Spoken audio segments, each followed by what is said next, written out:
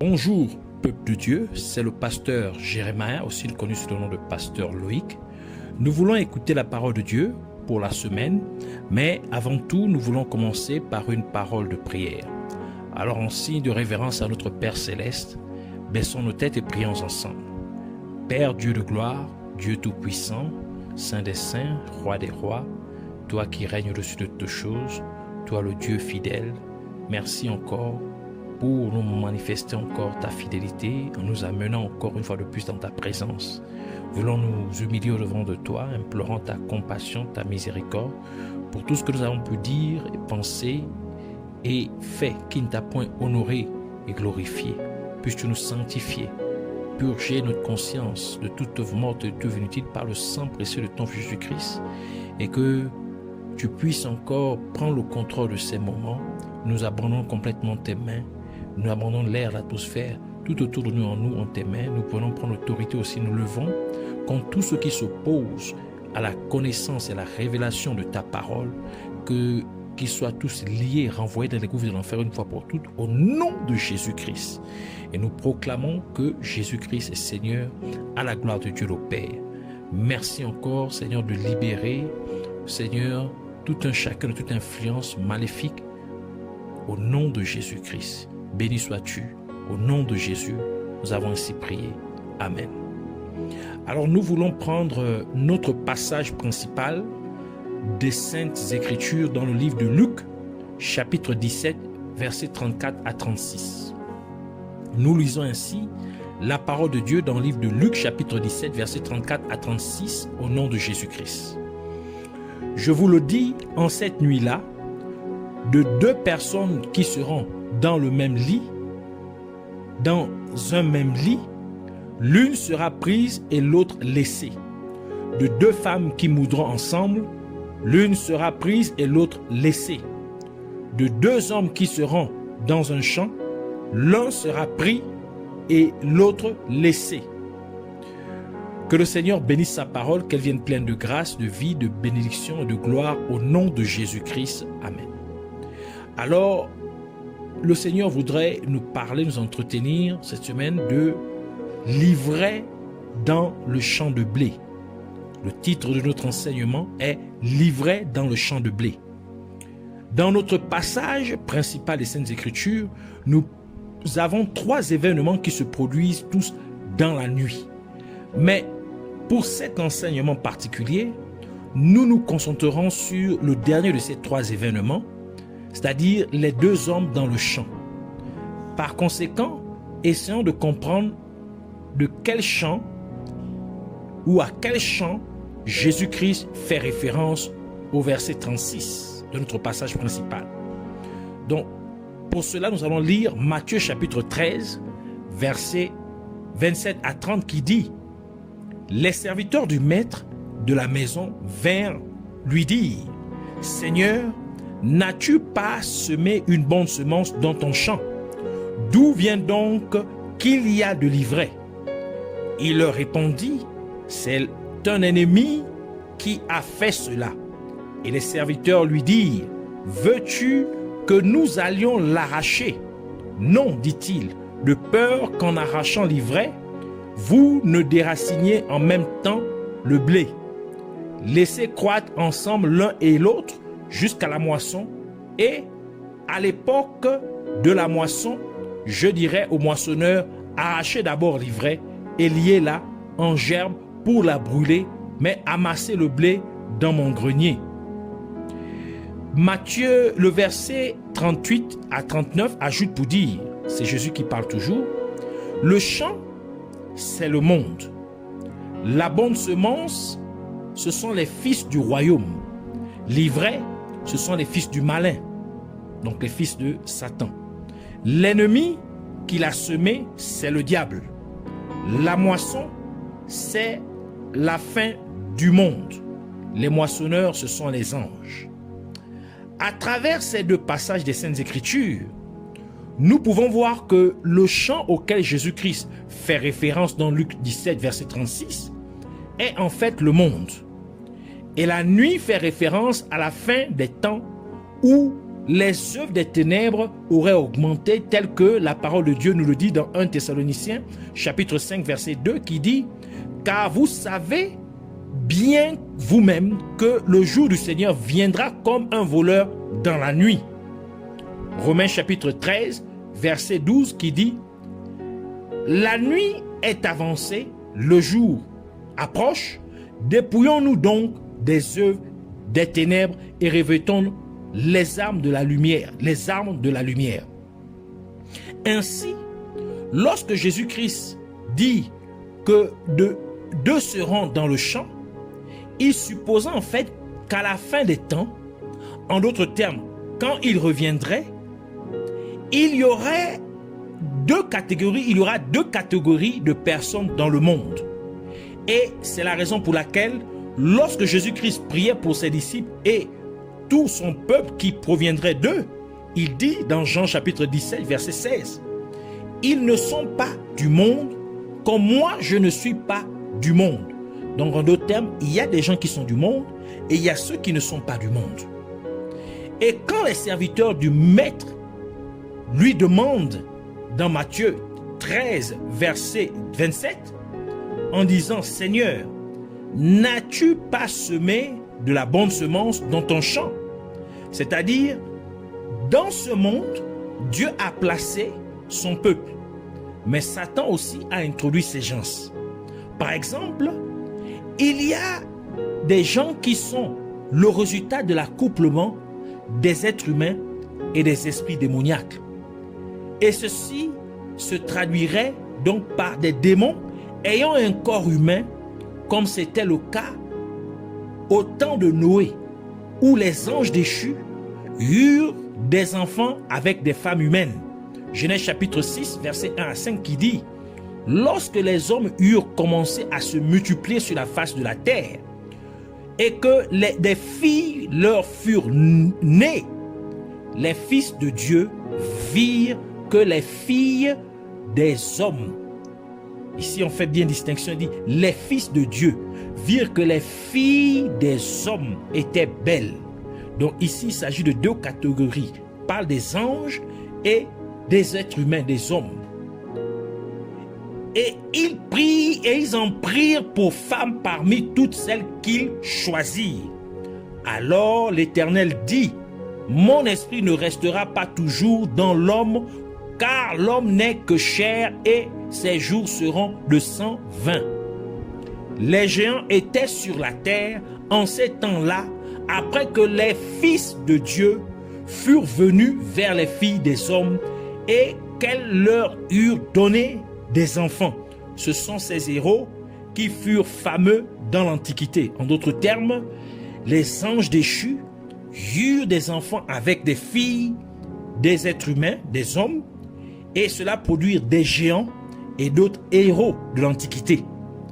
L'Éternel vit que la méchanceté, verset 5, l'Éternel vit que la méchanceté des hommes était grande sur la terre et que toutes les pensées de leur cœur se portaient chaque jour uniquement vers le mal. Donc le fait qu'il y eut un mélange de races, c'est-à-dire des anges déchus et des êtres humains, ça a accru la méchanceté sur la terre et que ça a mené les êtres humains à pencher seulement vers le mal, vers ce qui est mauvais. C'est cela qui a produit aussi le déluge. C'est pourquoi Jésus-Christ a aussi ajouté dans Matthieu chapitre 24 verset 37, il dit « Ce qui arriva du temps de Noé arrivera de même à l'avènement du Fils de l'homme. » En d'autres termes, ceci c'est pour dire que de la même manière qu'il y avait la progéniture, c'est-à-dire les enfants issus de l'accouplement d'anges déchus avec les femmes humaines marchant sur la terre au temps de Noé, ainsi en sera-t-il avant que Jésus-Christ ne revienne, donc au retour de Jésus-Christ, lorsque Jésus-Christ revient chercher son épouse, l'Église. Car nous devons remarquer que c'était le fait qu'il y avait tellement d'augmentation de de la méchanceté sur la terre en raison de la progéniture des anges déchus avec les femmes humaines. Que Dieu a causé le déluge au temps de Noé pour les anéantir de la face de la terre. Et seul Noé et ses enfants, avec leurs femmes respectives, furent sauvés du déluge. Par conséquent, de même en ces derniers jours, ce serait le fait qu'il y a tellement l'augmentation de la méchanceté sur la terre en raison de la progéniture d'anges déchus avec des femmes humaines que Dieu ferait que son Église sur la terre soit enlevée au ciel. Ainsi, dans ces derniers jours, nous avons le peuple de Dieu et le peuple de Satan. Cela est bien décrit par Abel et Caïn tel que le livre de 1 Jean nous le dit dans 1 Jean chapitre 3 verset 12 qui dit « Et ne pas ressembler à Caïn qui était du malin ». Nous avons déjà vu que le malin fait référence au diable, c'est le diable, le Satan. Et qui tua son frère. Et pourquoi le tua-t-il? Parce que ses œuvres étaient mauvaises et que celles de son frère étaient justes. Donc son frère Abel produisait des œuvres justes parce qu'il était de Dieu. Ici, nous pouvons voir que Caïn, qui était du méchant, c'est-à-dire de Satan, tua son frère Abel qui était de Dieu, c'est-à-dire qu'il y a une bataille entre le peuple de Dieu et le peuple de Satan. Et le peuple de Satan veut détruire et anéantir le peuple de Dieu de la surface de la terre. Tout comme l'ivraie veut contrecarrer et étouffer le blé dans le champ. Ici, le cultivateur Caïn tua son frère Abel qui était berger, alors que Jésus-Christ est appelé le bon berger et le grand berger des brebis. C'est vous dire aussi, Jésus qui était le grand berger, le bon berger fut crucifié aussi, fut tué. C'est-à-dire que Satan incite son peuple à tuer ces gens de Dieu qui travaillent dans le domaine du salut des âmes pour Christ. Ceux-ci sont ceux qui sont bergers comme Jésus-Christ est berger. Jean chapitre 10 verset 11 qui dit, c'est Jésus qui parle, il dit je suis le bon berger. Le bon berger donne sa vie pour ses brebis.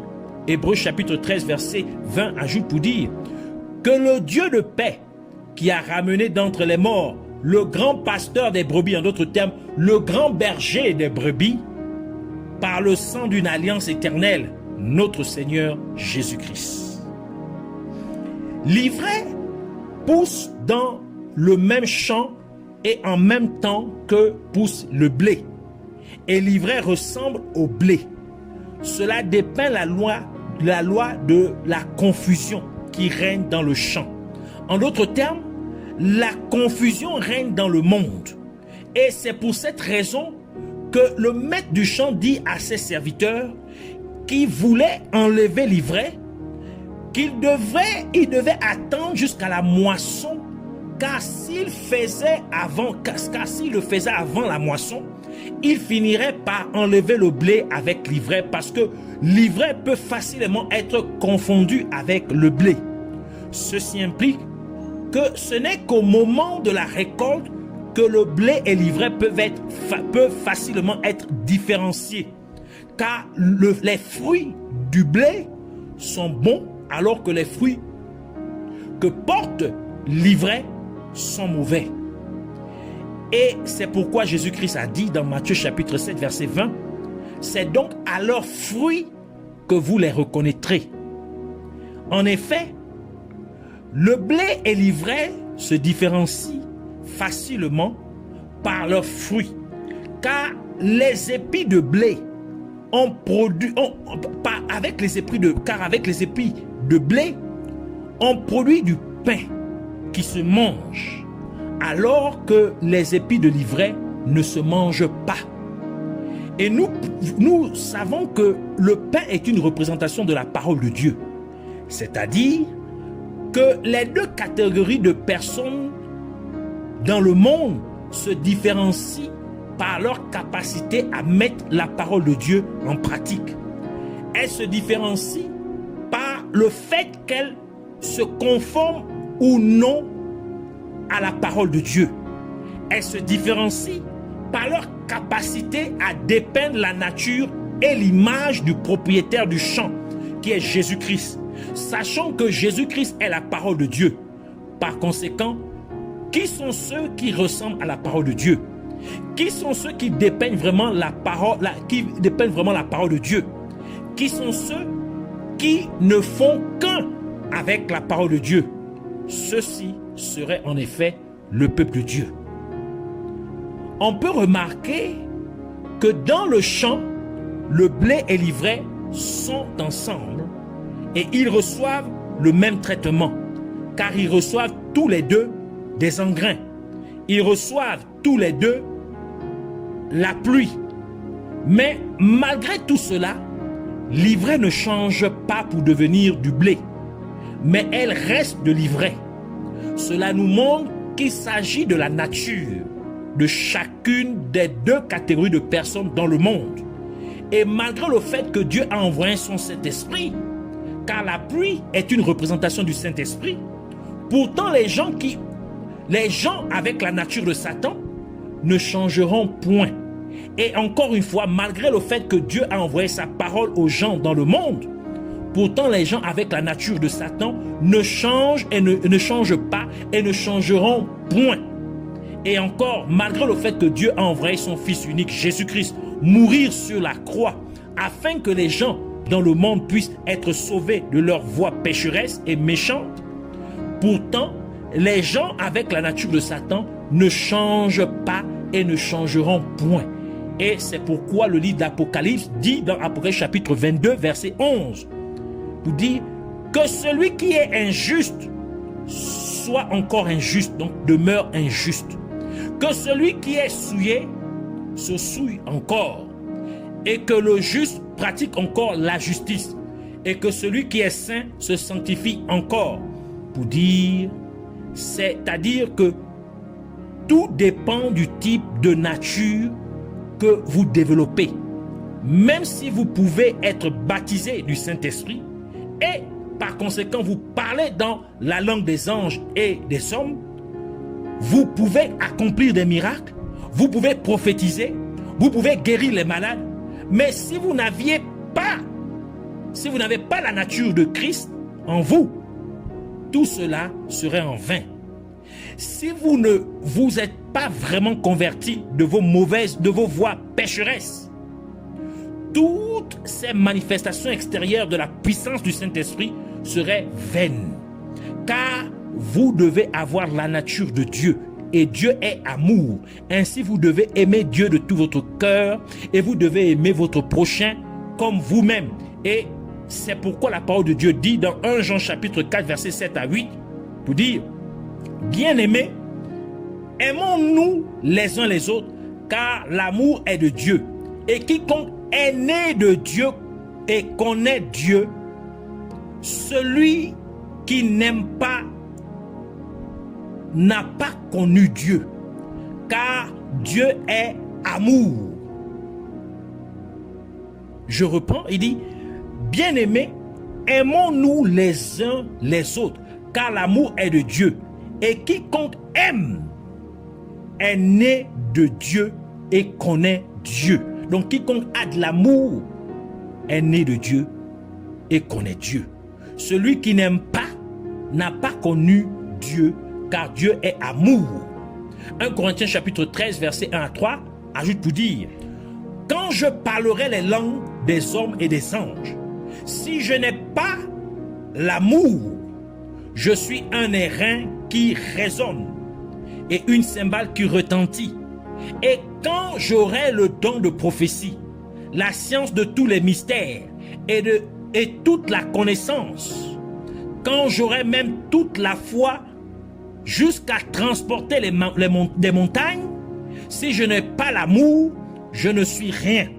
Et quand je distribuerai tous mes biens pour la nature, pour la nourriture des pauvres, quand je livrerai même mon corps pour être brûlé.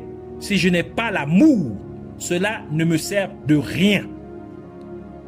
Les épis de l'ivraie, c'est-à-dire les fruits que l'ivraie produit, sont toxiques car elles produisent une drogue somnifère toxique, une drogue qui induit un sommeil profond ou qui rend somnolent et léthargique, c'est-à-dire fatigué. En d'autres termes, l'ivraie contient une drogue narcotique provoquant le sommeil et cela provoque également des problèmes d'estomac. Ce qui signifie qu'une telle personne ne serait pas en mesure de digérer correctement sa nourriture. Donc celui qui consomme l'épi d'ivraie ne pourrait pas bien digérer sa nourriture. Alors que Dieu a établi que les animaux qui ruminent comme étant purs, les animaux qui ruminent, Dieu les a établis comme étant purs, car ils mâcheraient la nourriture encore et encore afin de pouvoir la digérer correctement. Lévitique chapitre 11 verset 3 qui dit: vous mangerez de tout animal qui a la corne fendue et le pied fourchu et qui rumine. Cela signifie simplement que Dieu aime ceux qui entendent sa parole et la méditent encore et encore, afin qu'ils puissent la mettre en pratique. Mais ceux qui mangent les épis ou les fruits de l'ivraie sont ceux qui écoutent la parole de Dieu, qui écoutent la parole qui est prêchée ou enseignée par des gens qui n'ont pas la nature de Dieu. Mais même si cela peut sembler être la parole de Dieu, ils ne seraient pas capables de pratiquer la vraie parole de Dieu. Ainsi, ils ne pourraient pas changer pour se conformer à la vraie parole de Dieu. Ils n'auraient donc pas la nature de Dieu. Et c'est pourquoi la parole de Dieu dit dans Jacques chapitre 1 verset 22, il dit: et mettez en exécution la parole et ne l'écoutez pas seulement en vous décevant vous-même par de vains discours. Le verset dit que nous ne sommes pas de simples personnes qui écoutent seulement la parole de Dieu, mais que nous la pratiquions aussi. Josué chapitre 1 verset 8 ajoute pour dire que ce livre de la loi ne s'éloigne point de ta bouche. Médite-le jour et nuit. Donc médite-le encore et encore, chaque jour, matin et soir, pour agir fidèlement selon tout ce qui y est écrit, donc pour la mettre en pratique.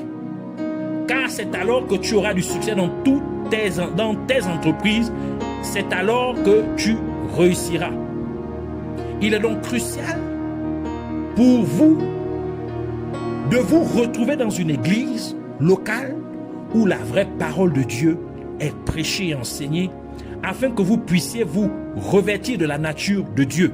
Colossiens chapitre 3 versets 9 à 10 conclut pour dire: ne mentez pas les uns aux autres, vous étant dépouillés du vieil homme et de ses œuvres, et ayant revêtu l'homme nouveau, qui se renouvelle dans la connaissance, selon l'image de celui qui l'a créé. Ainsi, nous voulons prier pour dire: merci Dieu de gloire, Père Tout-Puissant, Jéhovah, Yahweh, Roi des rois, Seigneur des seigneurs, merci pour ta précieuse parole dont tu m'as nourri. Je prie au nom de Jésus-Christ afin que tu fasses une nette différence entre ton peuple sur la terre et le peuple de Satan. Car par conséquent, fais que nous nous distinguions en nous rendant conformes à ta parole, que nous soyons donc une Bible ouverte par la façon dont nous parlons, la façon dont nous agissons et la façon dont nous comportons, au nom de Jésus-Christ. Car tu as dit que nous serons connus par nos fruits. Ainsi, que ta parole soit le fruit que nous produisons chaque jour, à chaque instant de nos vies. Que ta parole soit notre fruit, au nom de Jésus-Christ. Et que nous serons donc non seulement des auditeurs, de ta parole, mais aussi ceux qui mettent ta parole en pratique. Je te remercie, Père fidèle, Roi tout-puissant.